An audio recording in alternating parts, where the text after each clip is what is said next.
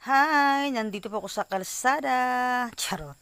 Iniintay ko lang po si Makuno, ang aking darling talaga. Napakadugay. Oy, ang tagal naman talaga.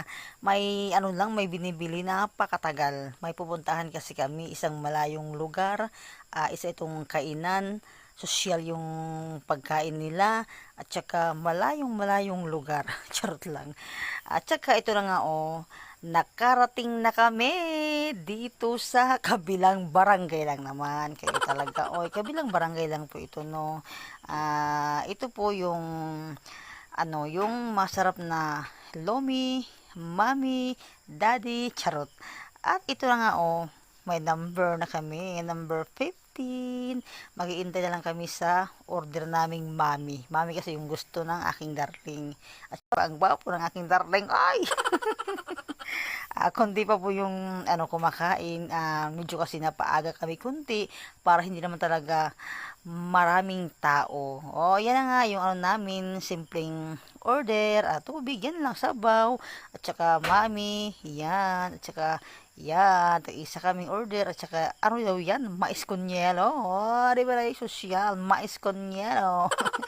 Yan lang po yung namin, yung kakainin namin. Siyempre, medyo diet konti. Charot. At saka rice po yan. Itlog at saka hotdog. Yan lang po yung kakainin namin. Gusto po dito, ano po masarap yung pagkain. Talaga, promise, as in talaga. At saka alam yung mura lang po dito. Gusto nyo kumain po dito, dahay. Di ba? At saka, yan, naku, paternakin. Nakakalo ko ng gudo. Charot. At yun na nga, di ba, sa baw, kain po tayo. Ay, naku, talaga, napakalo talaga dito. Yung, talaga, feel mo yung sarap. Tsaka, ano po ito, sa gilid ng kalsada, ganyan. Okay mo, dalawang isip na pumunta dito, day. Napakasarap po ng mga pagkain nila dito. Kaya, punta kayo dito. Ano kayo manghinayang, day. Ano pang inaintay nyo? Di ba, sarap ng kain mo. At saka alam nyo, buong pamilya, ganyan, barkada, ganyan, kahit sino, pwede kumain dito. Ako dito. At yan na nga, di ba, maliit lang din ang ko, ganyan. Kasi nga, napakasarap talaga ng timpla ng day. Talagang mabubusog talaga. At saka, kain pa ko ng itlog, di ba, day? Napakasarap talaga. Tapos, sige, kain ka ng kain. Yan, di ba, day? Tapos, kain ka pa ng yung hotdog naman. Di ba, day? Ganyan na yung simple pagkain mo, pero napakasarap po talaga. Kaya huwag kayong isip na pumunta dito. At saka alam nyo, simple pagkain, pero napakasarap. Hindi pa talaga naubos ng aking darling. Talagang may patira-tira pa siya. Kaya uubusin ko na lang, 'di ba? Sayang naman, binayaran natin 'yan, day. Bawal magsayang ng kanin.